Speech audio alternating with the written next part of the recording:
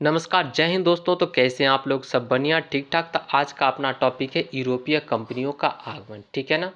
आधुनिक भारत स्टार्ट करेंगे हम लोग, ठीक है ना। आधुनिक भारत, आधुनिक भारत पढ़ेंगे आज हम लोग। क्या पढ़ेंगे? आधुनिक भारत पढ़ेंगे, ठीक है। तो यूरोपीय कंपनियों का आगमन, लेकिन आधुनिक भारत की बात करते हैं ना, तो हम लोग 1707 यानी औरंगजेब की मृत्यु के बाद वाला काल को जो हम लोग पढ़ेंगे, आधुनिक भारत का काल है, ठीक है ना। और यूरोपीय कंपनी के बारे में हम लोग सबसे पहले जानेंगे, ठीक है ना।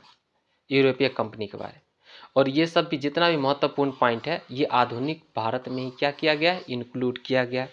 आप बात कीजिए यूरोपीय कंपनी कौन सबसे पहले आया, उसके बाद कौन आया, उसके बाद कौन आया, ठीक है ना। तो सारे के बारे में हम लोग फुल डिस्कशन करेंगे इस टॉपिक में, ठीक है ना। ये वन लाइनर के फॉर्म में दिया गया है ना, और आप डिटेल के लिए एनसीईआरटी बुक पढ़ सकते हैं, है ना। और ये बुक कॉस्मॉस पब्लिकेशन का एनसीईआरटी सार संग्रह है, और इसका जो राइटर है महेश कुमार वर्णवाल और कुणाल वर्मा इसका राइटर है, ठीक है। और क्लास 6 से 12 तक जितना भी महत्वपूर्ण बिंदु है, सारे को इसमें इंक्लूड किया गया है। तो चलिए स्टार्ट करते हैं, देखते हैं महत्वपूर्ण टॉपिक के अंतर्गत कौन से महत्वपूर्ण बिंदु को इंक्लूड किया गया है। चलिए स्टार्ट करते हैं। व्यापार हेतु समुद्री मार्ग से भारत आने वाले प्रथम यूरोपीय कौन था? पुर्तगाली था। प्रथम यूरोपीय कौन था? पुर्तगाली था। यूरोप से भारत आने के लिए समुद्री मार्ग का खोज किसके द्वारा की गई? वास्को डिगामा के द्वारा की गई, ठीक है ना। 17 मई 1498, इसमें कंफ्यूज नहीं करना है, ठीक है ना। 17 मई जो 1498 दिख रहा है ना आपका, तो बहुत जगह आप बहुत सारी किताब में आपको दिख जाएगा 20 मई 1498, ठीक है ना। और ये जो बात है ना 20 मई वाला, है ना, आपको पीसीएस भी इसको, पीसीएस में ज़्यादातर जो यूपीएससी बीपीएससी में है, तो आपको 20 मई माना जाता है, ठीक है। 20 मई, 17 मई वाली जो बात है, तो ये 17 मई वाला अगर रहेगा तो ये कन्फ्यूजन पॉइंट है, ठीक है ना। 17 मई रहेगा तो 20 नहीं रहेगा, 20 रहेगा तो आपका 17 नहीं रहेगा, ठीक है ना। तो ये बात याद रखिएगा। तो क्योंकि 20 मई को ही जमोरिन से क्या करता है? भेंट करता है। कौन? Vasco D gamma. कैसे भेंट करता है? जमोरिन से। कब? 20 मई को करता है, ठीक है। तो 20 मई भी याद रखिएगा, ज़्यादा आप 20 मई ही याद रखिए, ठीक है ना। 20 मई 1498 ईस्वी, इसको निगलेक्ट कीजिए। अगर दे दिया तो देख लेंगे, है कि नहीं, लेकिन याद रखना आपको 20 मई 1498। तो यूरोप से भारत आने के लिए समुद्री मार्ग का खोज किसके द्वारा की गई थी? तो वास्को डिगामा द्वारा की गई थी, ठीक है ना। कालीकट बंदरगाह के तट पर किसने वास्को डिगामा का स्वागत किया? जमोरिन ने स्वागत किया था। स्थानीय जो शासक था, जमोरिन उस समय स्थानीय शासक था। पुर्तगालियों ने भारत में सर्वप्रथम अपनी व्यापारिक कोठी फैक्ट्री कहाँ स्थापित की? तो कोच्चिन में स्थापित की। कोच्चिन या कोच्चि में स्थापित की। पुर्तगालियों ने भारत में सर्वप्रथम अपनी व्यापारिक कोठी बोले तो फैक्ट्री कहाँ स्थापित की? कोच्चि में स्थापित की। पुर्तगाली उपनिवेश का प्रथम वायसराय भारत में कौन नियुक्त हुआ था? फ्रांसिस्को द अल्मीडा 1505 ईस्वी। फ्रांसिस्को द अल्मीडा 1505 ईस्वी में क्या हुआ था? वो प्रथम वायसराय नियुक्त हुआ था, फ्रांसिस्को द अल्मीडा। भारत में तंबाकू की कृषि एवं प्रिंटिंग प्रेस को प्रारंभ करने का श्रेय पुर्तगालियों को दिया जाता है। भारत में प्रथम प्रिंटिंग प्रेस की स्थापना वर्ष 1556 में गोवा में की गई थी, ठीक है ना। तो कहाँ पर प्रिंटिंग प्रेस की स्थापना की गई थी? वर्ष 1556 में गोवा में की गई थी सर्वप्रथम, ठीक है ना। और प्रिंटिंग प्रेस इंडिया में कौन लाया था? पुर्तगाली ही लाया था। तो भारत में पुर्तगाली शक्ति का वास्तविक संस्थापक किसे माना जाता है? तो अल्बुकर्क को माना जाता है। डच भारत में मुख्यतः किस वस्तु का व्यापार करते थे? सूती वस्त्र का व्यापार करते थे।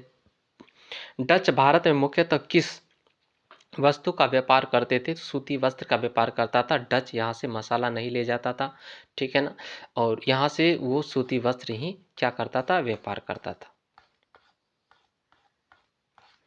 विभिन्न देशों की खोजकर्ता, विभिन्न देश का जो खोजकर्ता था ना, इसको चलिए हम लोग पढ़ते हैं। विभिन्न देश, ऐसा नहीं है कि विभिन्न वो सब देश पहले से नहीं था, भारत अमेरिका, ऑस्ट्रेलिया पहले से नहीं था, सब पहले से था। लेकिन जो ये यूरोपियन था ना, यूरोपियन, वो रास्ता खो जाता, जाने का रास्ता खो जाता, आने का रास्ता, जो समुद्री मार्ग का जो रास्ता है ना, वो वाला खो जाता। ये नहीं कि वास्को डी गामा भारत का खोज किया था, इससे पहले भारत है ये नहीं था, भारत था, ठीक है ना। आने का रास्ता खो जाता, ठीक है, इतना इस बस इतना जानिए, ठीक है ना। आने का रास्ता खो जाता, भारत पहले से है। तो वास्को डी गामा ने भारत की खोज की थी, भारत आने की रास्ता खोज की, है ना। वास्को डी गामा ने भारत की खोज की। अभी पढ़ लेते हैं भारत की खोज, ठीक है ना। लेकिन आप समझिएगा, क्या चीज़ समझिएगा, समझिएगा कि ये भारत आने का रास्ता खोजा है सब, ठीक है ना। चलिए फॉलो में याद करते हैं। वास्को डी गामा ने किसका खोज किया? भारत का खोज किया। कोलंबस ने अमेरिका का खोज किया। कैप्टन जेम्स कुक ने ऑस्ट्रेलिया का खोज किया। तस्मान ने तस्मानिया एवं न्यूजीलैंड का खोज किया। बार्थोलोमियो डियाज ने केप ऑफ गुड होप यानी दक्षिण अफ्रीका का खोज किया। केप ऑफ गुड होप दक्षिण अफ्रीका सबसे दक्षिणतम बिंदु है, दक्षिण अफ्रीका का सबसे दक्षिणतम बिंदु है कौन सा? केप ऑफ गुड होप का क्या किया उसने? खोज किया। आने के रास्ता समुद्री मार्ग का खोज किया था ये सारे ने, ठीक है। हिंद महासागर में व्यापार को नियंत्रित करने के लिए शांत या नीले जल की नीति ब्लू वाटर पॉलिसी किसने लागू किया था? Francisco de Almeida. Francisco de Almeida ने क्या किया था? लागू किया था, कब्जा कर लिया था समुद्री इलाका में। जो भी लोग आएगा, जो भी व्यापार करेगा, तो उसमें कुछ टैक्स देना पड़ेगा। किसको? पुर्तगाली को। तो हिंद महासागर में व्यापार को नियंत्रित करने के लिए शांत या नीले जल की नीति ब्लू वाटर पॉलिसी किसने लागू की? फ्रांसिस्को द अल्मीडा ने लागू की। किस वायसराय के काल में गोवा को पुर्तगालियों का औपचारिक मुख्यालय बनाया गया? नीनो डी कुन्हा के समय में। किस वायसराय के काल में गोवा को पुर्तगालियों का औपचारिक मुख्यालय बनाया गया? Nuno da Cunha. किस वायसराय के काल में गोवा को पुर्तगालियों का औपचारिक मुख्यालय बनाया गया? Nuno da Cunha. पुर्तगालियों ने हिंद महासागर क्षेत्र में व्यापार पर नियंत्रण स्थापित करने के लिए कार्टेज अरमेडा काफिला पद्धति प्रारंभ किया था, ठीक है। तो कार्टेज अरमेडा पद्धति एक प्रकार का पास हुआ करता था। जो भी कंपनी अगर हिंद महासागर क्षेत्र से अगर करता है व्यापारी, तो पुर्तगालियों को टैक्स देना पड़ेगा। अगर पुर्तगाली को जो टैक्स नहीं देता था, है ना, ये जो पास था, ये जो पद्धति के अनुसार जो उसे पास दिया जाता था, अगर वो नहीं लेता था ना, तो पुर्तगाली लुटेरा क्या कर देता था? उसको लूट लेता था। जितना भी सामान उस पर रखा है ना, सारा लूट लिया। बहुत तो नुकसान होता था। इसलिए जो भी कंपनी उधर व्यापार करती थी, तो अपना क्या करती थी? वो पास ले लेती थी कार्टेज अरमेडा काफिला पद्धति द्वारा, ठीक है। पुर्तगालियों के पश्चात भारत में व्यापार करने आए डच कहाँ के निवासी थे? हॉलैंड। बोले तो वर्तमान में नीदरलैंड के नाम से जानते हैं। हॉलैंड को वर्तमान में किस नाम से जाना जाता है? नीदरलैंड से। वो अब हॉलैंड को हॉलैंड नाम से नहीं जाना जाता है, ठीक है ना, अब नीदरलैंड के नाम से जाना जाता है ना। अगला है भारत में विदेशी कंपनियों का आगमन, और ये कब से? 2019 से जाना जाता है उसको, नीदरलैंड। भारत में विदेशी कंपनियों का आगमन और काल देखते हैं कब कब विदेशी कंपनी का क्या हुआ? भारत में आगमन हुआ, है ना। और स्थापना, इसमें स्थापना देखेंगे, ठीक है। पुर्तगाली East India Company Estado da India था, और ये कहाँ का था? पुर्तगाल का था। और इस कंपनी की स्थापना कब होती है? 1498 ईस्वी में क्या होती है? इसकी स्थापना होती है। भारत में प्रथम फैक्ट्री कहाँ पर खोलता है? ये कोच्चि में क्या करता है? अपना प्रथम फैक्ट्री खोलता है। दूसरा है अंग्रेजी ईस्ट इंडिया कंपनी बोले तो the governor and company of merchants of London trading into the east Indies, ठीक है ना। और ये कहाँ की कंपनी थी? ये ब्रिटेन की कंपनी थी। और इसकी स्थापना कब होती है? 1600 ईस्वी में इसकी स्थापना होती है। इसकी स्थापना कब होती है? 1600 ईस्वी में इसकी स्थापना होती है। और ये अपना प्रथम जो फैक्ट्री खोलता है, कहाँ पर खोलता है? सूरत में खोलता तो है, पर ये असफल रहता है। इसका प्रथम 1608 में आता है, सूरत में खोलना चाहता है, पर वो खोल नहीं पाता है। कुछ दिन के बाद क्या हो, बंद हो जाता है, ठीक है ना। तो फिर सूरत में फिर खोलता है वो, ठीक है ना। तो ये सूरत से चला जाता है ये मसूलीपट्टनम में खोल देता है ये, ठीक है ना। मसूलीपट्टनम में 1611 में खोलता है, 1611 में मसूलीपट्टनम में खोलता है। फिर सूरत में आता है 1613 ईस्वी में। तो 1613 ईस्वी में जो खोलता है फैक्ट्री सूरत में, तो वो अस्थाई फैक्ट्री होता है, अस्थाई फैक्ट्री। और मसूलीपट्टनम में जो खोलता है 1611 में, वो क्या होता है, अस्थाई फैक्ट्री होता है, ठीक है ना। तो ये 1600 ईस्वी याद रखिएगा। 1600 ईस्वी में ईस्ट इंडिया कंपनी का स्थापना होती है और फैक्ट्री कहाँ पर पहले वो लगाता है, सूरत में लगाता है। अगला है United East India Company of Netherland, United East India Company of Netherland. और इसका नीदरलैंड बोले तो हॉलैंड, ठीक है ना। और इसकी जो स्थापना होती है 1602 में इसकी स्थापना होती है। और ये अपना प्रथम फैक्ट्री कहाँ पर खोलता है, मसूलीपट्टनम में खोलता है। ये प्रथम फैक्ट्री अपना कहाँ खोलता है, मसूलीपट्टनम में खोलता है। अगला चलिए देखते हैं Danish east India company, Danish east India company, Danish east India company की कहाँ का था, डेनमार्क का था। Danish east India company Denmark का था। और इसकी स्थापना 1616 में होती है। इसकी स्थापना कब होती है, 1616 में होती है। ट्रावनकोर में इसका क्या होता है, प्रथम फैक्ट्री खुलता है। अगला चलिए देखते हैं फ्रांसीसी ईस्ट इंडिया कंपनी, फ्रांसीसी ईस्ट इंडिया कंपनी बोले तो द इंडेस ओरिएंटलेस, ये फ्रांस की कंपनी है। और इसकी जो स्थापना होती है 1664 ईस्वी में इसकी स्थापना होती है। और सूरत में ये प्रथम फैक्ट्री खोलता है। प्रथम फैक्ट्री कहाँ पर खोलता है, ये सूरत में खोलता है। लेकिन इंडिया में आता है ये 1668 ईस्वी में, क्या करता है, आता है फैक्ट्री की जो स्थापना होती है 1664 में होती है। लेकिन इंडिया आता है 1668 ईस्वी में। और पहला फैक्ट्री कहाँ पर खोलता है, ये अपना सूरत में खोलता है।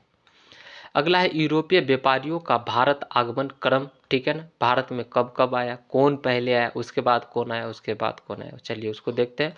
सबसे पहले आपका आया कौन आया, पुर्तगालिया। सबसे पहले कौन आया, पुर्तगालिया। सबसे पहले कौन आया, पुर्तगाली। उसके बाद डच, उसके बाद ब्रिटिश, उसके बाद डेनिश, उसके बाद फ्रांसीसी, उसके बाद स्वीडिश, ये स्वीडिश, ठीक है ना। तो ये आने का क्रम था, ठीक है ना। और ये स्थापना का क्रम ये वाला है, ठीक है। अगला देखते हैं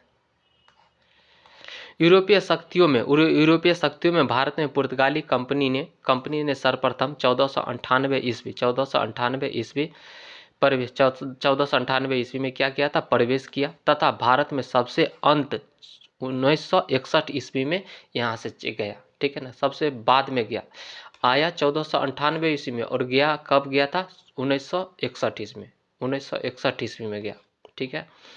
तो आया सबसे पहले और गया भी सबसे बाद में, ठीक है। सबसे बाद में गया 1961 ईस्वी में गया, यहाँ से इंडिया छोड़ के भगाया गया, तब गया, नहीं तो जाने वाला था ढीठ।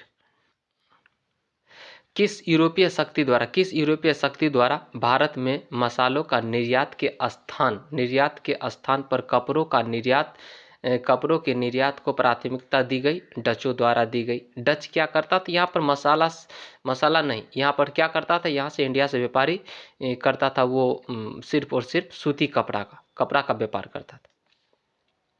भारत के साथ व्यापार के लिए सर्वप्रथम संयुक्त पूंजी कंपनी किसने आरंभ की, डचों ने आरंभ की। वर्ष 1759 में बेदरा का युद्ध किन दो यूरोपीय शक्तियों के मध्य लड़ा गया, डच एवं अंग्रेज के बीच में लड़ा गया। लंदन में ब्रिटिश ईस्ट इंडिया कंपनी के गठन के समय भारत का सम्राट कौन था, अकबर था, ठीक है ना। अकबर तो उस समय सम्राट था, लेकिन जब वो कैप्टन हॉकिंस इंडिया आया था उस समय अकबर की मौत हो चुकी थी, वो मर चुके थे, ठीक है। और उस समय जो शासक था औरंगजेब था। ब्रिटिश इंतकाल हो चुका था, इनका अकबर का इंतकाल हो चुका था, ठीक है। ब्रिटिश सम्राट जेम्स प्रथम का दूत बनकर भारत में व्यापारी कोठी स्थापित करने के उद्देश्य से जहांगीर के दरबार में आने वाला ब्रिटिश नागरिक कौन था, कैप्टन हॉकिंस, जो कि 1608 ईस्वी में था। कब आया था, 1608 ईस्वी में आया था, है ना। लेटर किसके नाम था, अकबर के नाम था, लेकिन उस समय जो सम्राट थे कौन थे, जहांगीर।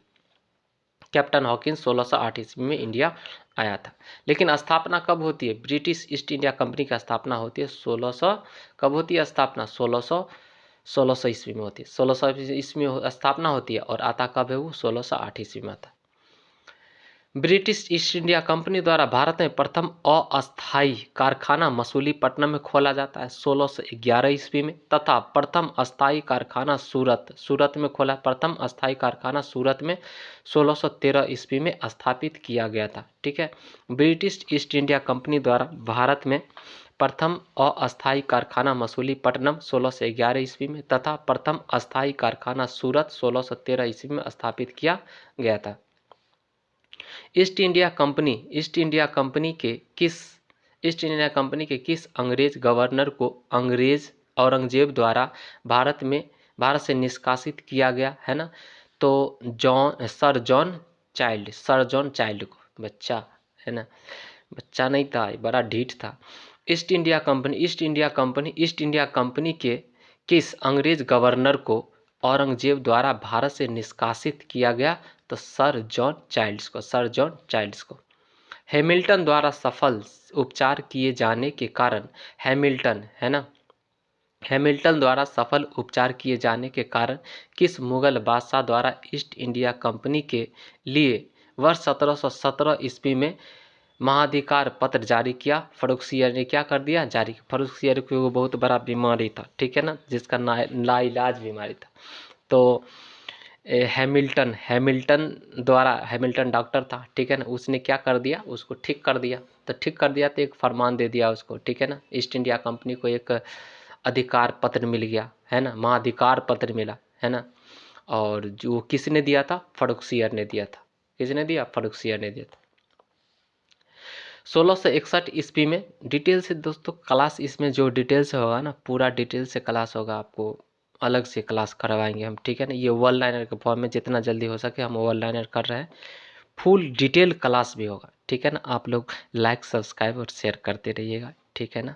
चलिए, 1661 ईस्वी में इंग्लैंड के राजा चार्ल्स द्वितीय 1661 ईस्वी में इंग्लैंड के राजा चार्ल्स द्वितीय का विवाह पुर्तगाली राजकुमारी कैथरीन के साथ हुआ। इस अवसर पर पुर्तगालियों ने चार्ल्स द्वितीय को दहेज के रूप में बम्बई द्वीप प्रदान कर दिया। वाह रे वाह, है ना, ब्याह कर रहा है, इंडिया का शहर लेके उसको दहेज दे रहा है ना। ससुरा बड़ा तेज था। तो चार्ल्स द्वितीय को दहेज के रूप में बम्बई द्वीप प्रदान किया गया और 1668 ईस्वी में चार्ल्स द्वितीय ने 10 पाउंड वार्षिक किराया लेकर बम्बई ईस्ट इंडिया कंपनी को क्या कर दिया? दे दिया, है ना। ब्याह सगाई करता है कहीं और, ठीक है ना, और दहेज देता है कहीं और का जमीन।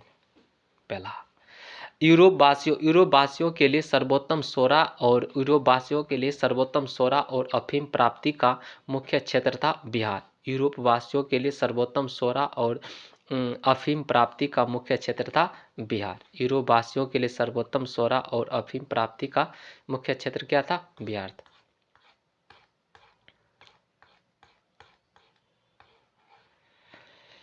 उच्च न्यायालय से संबंधित अनुच्छेद के बारे में चलिए देख लेते हैं, है ना। उच्च न्यायालय संबंधित कुछ अनुच्छेद हैं। शहर और दीदर संस्थान दिया गया है ना। तो जो कलकत्ता उच्च न्यायालय का जो संस्थापक था ना, कलकत्ता उच्च न्यायालय का संस्थापक कौन था? जॉब चार्नॉक था। और मद्रास उच्च न्यायालय का संस्थापक कौन था? फ्रांसिस डे था। और नई दिल्ली उच्च न्यायालय का संस्थापक कौन था? संस्थापक था एडविन लुटियंस व हर्डवर्ड बेकर था। और बम्बई उच्च न्यायालय का संस्थापक था गेराल्ड एंगियार। ये सब क्या था? ये शहर दिया गया और ये संस्थापक था उच्च न्यायालय का, ये सब संस्थापक। कलकत्ता उच्च न्यायालय का संस्थापक जॉब चार्नॉक, मद्रास उच्च न्यायालय का संस्थापक कौन था? Francis day. और नई दिल्ली उच्च न्यायालय का संस्थापक कौन था? एडविन लुटियंस व हर्डवर्ड बेकर। और बम्बई उच्च न्यायालय का संस्थापक था गेराल्ड एंगियार। वर्ष 1664 ईस्वी में फ्रांसीसी कंपनी की स्थापना किसके प्रयासों से की गई? कोलबर्ट के प्रयास से किया गया। वर्ष 1664 ईस्वी में फ्रांसीसी कंपनी की स्थापना किसके प्रयासों से की गई? कोलबर्ट के द्वारा की गई थी, ठीक है ना। और ये जो कंपनी थी ना, पूर्ण रूप से सरकारी थी। फ्रांसीसी कंपनी की स्थापना किसके कार्यकाल में हुई थी? लुई 14वां के काल में हुई थी। फ्रैंक कैरो के द्वारा भारत में प्रथम फ्रांसीसी फैक्ट्री की स्थापना कहाँ की गई थी? सूरत में की गई थी। 1668 ईस्वी में की गई थी। कब? 1668 ईस्वी में। लेकिन फ्रांसीसी कंपनी का जो स्थापना हुई थी 1664 में हुई थी। और इसकी जो प्रथम जो फैक्ट्री खोला था, है ना, प्रथम फैक्ट्री कब खोला था? 1668 ईस्वी में। कहाँ पे? सूरत में खोला था।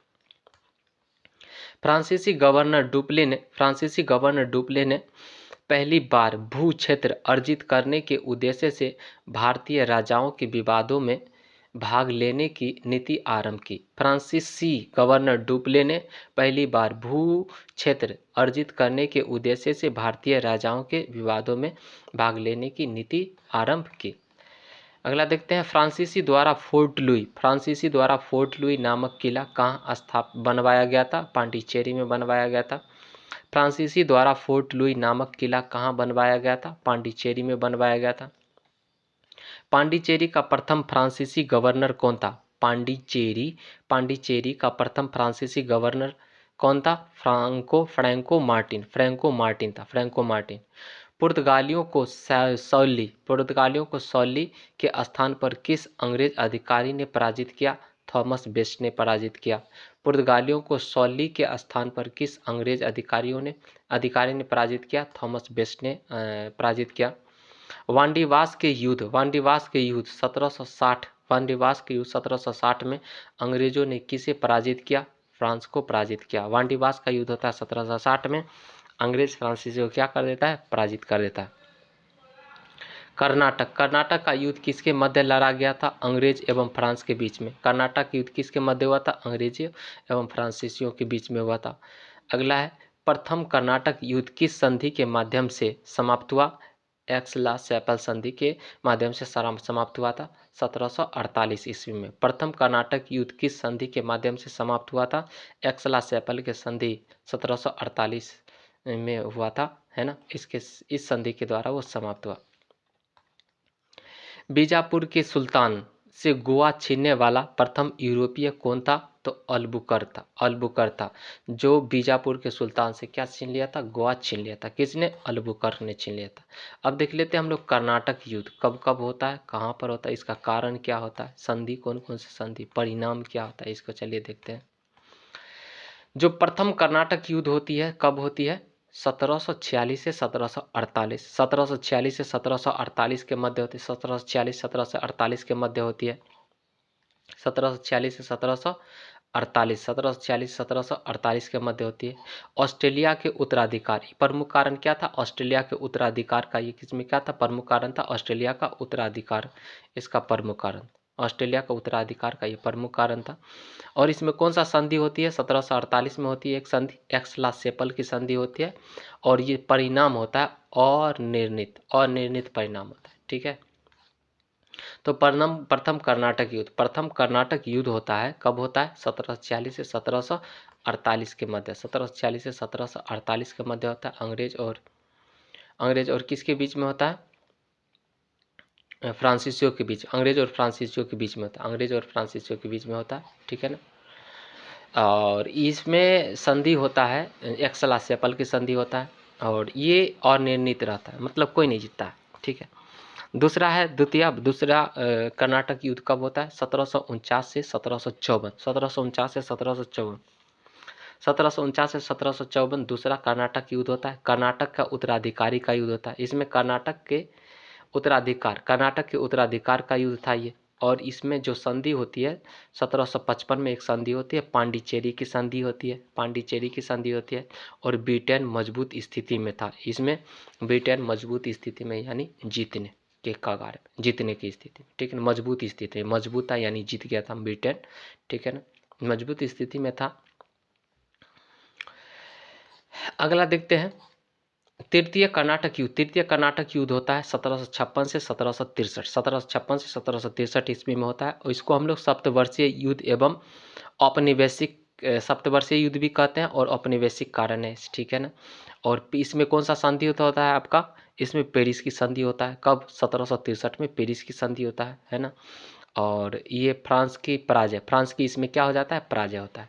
तो प्रथम कर्नाटक युद्ध में प्रथम कर्नाटक युद्ध में कौन सा संधि होता है, तो एक्सला-चैपल की संधि होता है। द्वितीय कर्नाटक युद्ध में कौन सा संधि होता है, पांडिचेरी की संधि होती है 1755 में।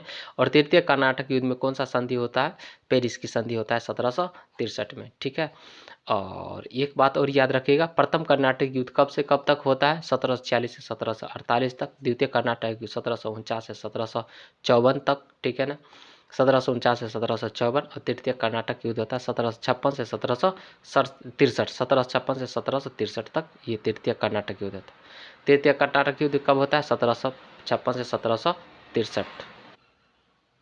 तृतीय कर्नाटक युद्ध कब होता है, 1756 से 1763 तक। ठीक है, और अंग्रेजी कंपनी का नाम governor and company of merchants of London trading into the east India company रखा गया था। ठीक है ना, इतना बड़का नहीं नाम याद रखना है। ठीक है ना, ईस्ट इंडिया कंपनी नाम रखिए, बस हो गया। ठीक है, अगला एपिसोड में हम लोग पढ़ेंगे ईस्ट इंडिया कंपनी और बंगाल के नवाब के बारे में पढ़ेंगे। ठीक है ना, अगला एपिसोड में। तब तक के लिए हम लोग इस एपिसोड के यहीं पर रखते हैं दोस्तों। और आपको ये वीडियो कैसा लगा, आपको आगे वाला वीडियो कौन सा चाहिए, ठीक है ना, आप कमेंट सेक्शन में ज़रूर लिखिएगा। और लाइक ज़रूर करके जाइएगा, लाइक सब्सक्राइब ज़रूर करके जाइएगा, क्योंकि जो आने वाला वीडियो है सारा का नोटिफिकेशन आपको पहले मिल जाए। ठीक है ना, तो चलिए हम लोग, अगर नहीं भी कीजिए कोई दिक्कत नहीं है, बट कर लीजिएगा तो ठीक रहेगा, है कि नहीं। तो ईस्ट इंडिया कंपनी के बारे में हम लोग नेक्स्ट एपिसोड में पढ़ेंगे। तब तक के लिए bye, take care, love you all, मस्त रहिए, स्वस्थ रहिए, एकदम मन लगा के दनादन टनाटन डनाडन पढ़ते रहिए। चलिए दोस्त, जय हिंद।